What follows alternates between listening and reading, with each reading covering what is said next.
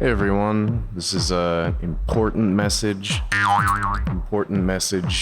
about the absolute state of build jobs.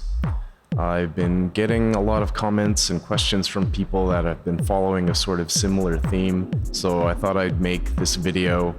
I'm not used to making these kind of videos. The whole jump cutty talk to the camera style YouTube video where just address some things, demystify things, give some context, and clear some things up for you, my lovely audience. So without further ado, this is the absolute state of build jobs.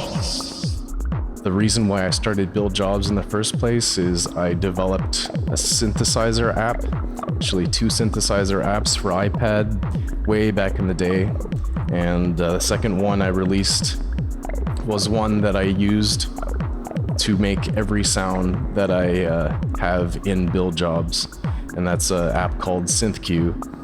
I'm gonna make a separate video just on SynthQ, talk about everything that's going on with that project, but build jobs has just been kind of a personal project that I've been working on in my free time, and as you may know, this is a 100% indie project. I don't work with any labels or have a booking agency or know any promoters or anything like that. So that being said, for the past several years, I have been mostly making a living through freelancing, doing stuff like audio programming, sound design, music production, as well as some live sound tech. Anything that's related to music and technology, that has been my main source of income. Some people seem to be genuinely surprised that I'm just a guy, I'm not a world famous musician making tons of money on this project. But I mean, that's how it is. I do make a bit of money with build jobs, and that's through passive income from Spotify plays and Bandcamp sales and stuff like that, as well as some pretty generous donations from fans that I've been getting at clutch moments in the past years.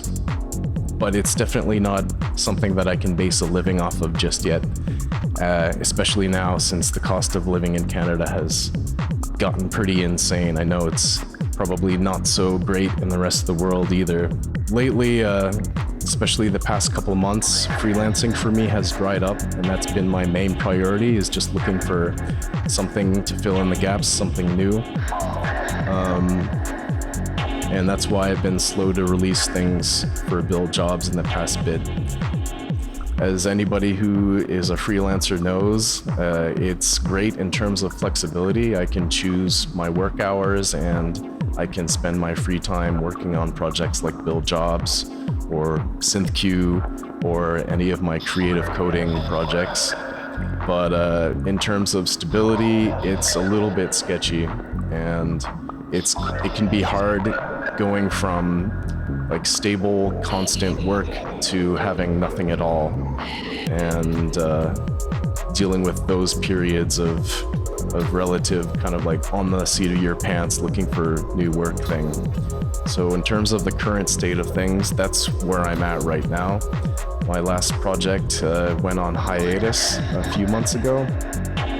I was working on an independent video game that a friend of mine is building out of the UK. It's called Moonks. I'll leave some info about it in the description. The project is a 2D, black and white, old school Macintosh style action adventure game, but with some modern elements and a really cool, unique kind of Hitchhiker's Guide to the Galaxy style story.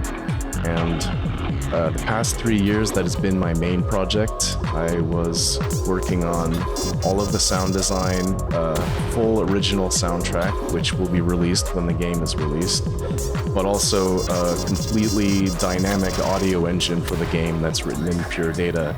So the idea is that every sound in the game should be unique and it's generated in real time, and that creates a really immersive experience in terms of gameplay. One early inspiration that I had growing up was the video game Res, where they really tied the visual and the audio element together to create a sense of synesthesia. And that's something that has been kind of an inspiration for me and something I've wanted to do for a long time with build jobs. And it's what I try to do with my visualizers for all of my tracks that you see on this channel. So I've been excited to work on something like that for this project. So since that's been on hiatus, I have been taking on a few smaller jobs just to kind of fill in the gap. But at this point, I need to look for something that's a lot more substantial. Remote work, whether full-time or part-time or just more freelancing gigs in general. So while, the job search has been kind of the main obstacle for the project right now, another obstacle that I'm dealing with is what I would call technical debt. And what I mean by that is just dealing with old and breaking down equipment that I haven't been able to afford to repair or replace. As many of you know, I make most of my music on the iPad, mainly using two apps. One of them is my own app called SynthQ. It's a semi-modular synthesizer, and I use that to generate all of the source sounds. And then I use another app called Elastic Drums, made by Oliver Greschk. I've been able to find a workflow that is really smooth and efficient for me, even though Elastic Drums is only a 6-track drum synth/sequencer. Using that combined with SynthQ, I've been able to produce really full sounding and really unique tracks, and they form the basis of build jobs sound. Because these are older apps, I don't really need the latest and greatest hardware to run it off of. And I've been using for the past while a first generation iPad Pro, and it's been working pretty well, but lately I've been dealing with some finicky issues where it'll just randomly restart. And I think it's probably a power issue because it happens more often than not when it's not plugged in. But I've also been live streaming and it'll randomly restart as I'm making a beat. And it's especially frustrating when I'm working on something, especially something that I'm starting fresh, and I'd forget to save, and then it'll completely restart, and I'm unable to reproduce the sound that I was working on before. So obviously I would eventually need to replace that, but I just have not had the extra cash to be able to spend on some new hardware. Other than that, it's not all bad news. I've been doing some cool stuff in the creative coding side of things. A lot of you are fans of my visuals that I've made and put on YouTube here. And I've been doing that mostly with an external library for pure data called Ophelia. And that lets you make Open Frameworks apps with pure data. And I have a live coding setup where I can code something and then see the results in real time. That's how I've been producing all of my visuals so far. And that's great for making videos, static videos. Recently, I've started working with three.js, which lets me do a similar style of creative coding, see my changes in real time, but I can run these visualizations on a web browser. And as an added bonus, it allows users to have like an interactive element.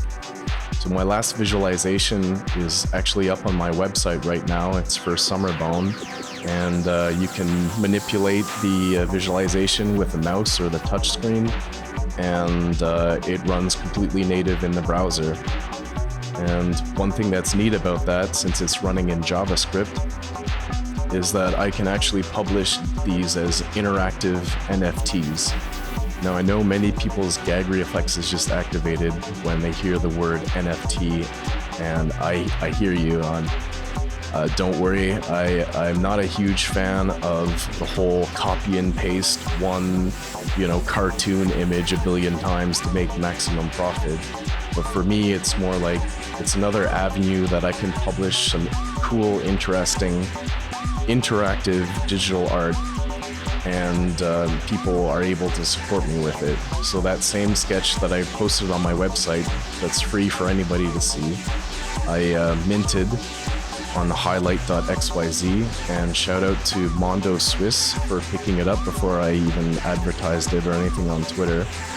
And it's just a unique token that people can have in their wallets to show their appreciation for me and the project. I do have one show coming up here in Kingston, and it should be a bit of a different show, and that'll be at the Mansion on November 11th. And I'm hoping to try to incorporate some more live elements and do live vocals and hopefully some live DJing, but I hope I get my technical problems and hardware issues sorted out before then. So that's pretty much like all the updates I have, and just dealing with these current issues and obstacles, but it's not like Build Jobs is going away. I still have a huge backlog of unreleased works in progress that I need to get through. My goal since I started this project is just to focus on getting my music out to as many ears as possible. And then once I get to a certain point, I can start thinking about doing other things like touring or playing shows or whatever. My audience has been steadily growing since I've started the project, and I'd say I have a pretty decent sized following online of pretty passionate fans as well. And this makes me extremely happy, and it's extremely motivating, because this is the first time that I've had a creative project where I've had that kind of enthusiasm behind it. I remember back in 2015, or whenever I released HyperCard Aesthetic, it was like one of my first releases, I received a fan video from a guy named MANIKEIZT. He's on YouTube as well, I'll link his channel. And I was just blown away by the fact that somebody would spend their time making something creative with my art. And that was the first time that I felt that more people were actively pursuing my music than me pushing it out and like sending it to other people. Like, people were listening to my stuff without me having to tell them or ask them to. Thank you very much for all your support so far. I'm hugely grateful to all the people who have reached out to me through messages to say how much my stuff means to them, and all the people that have used my work in their creative projects. None of my stuff is copyright, content ID, or anything like that, so feel free to use my music for any of your videos or creative stuff that you want.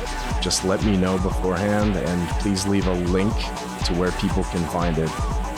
That's basically my only rule, and otherwise I'm pretty much cool with people using my tracks for whatever. That's pretty much all I need to update you with, and I'd like to open the discussion. And if you have any feedback, questions, comments, etc., please leave them down below. I'd like to make a questions and answers style video for my next video. I'm really curious to hear what you would like to hear and see from me in the future, especially on this channel. If you like my beat making videos, if you like my DJ sets, or if you want to see more videos like this where I'm just candidly talking about stuff and being real with you guys. And other than that, there are links in the description for all the different ways you can support me. If you like my stuff and want me to keep going, like, anything helps, and I very much appreciate it. If you don't have the means to donate, obviously the most important thing you can do to help me is like, subscribe, and share, do the algorithmic things. And yeah, that's about all. Thanks for listening.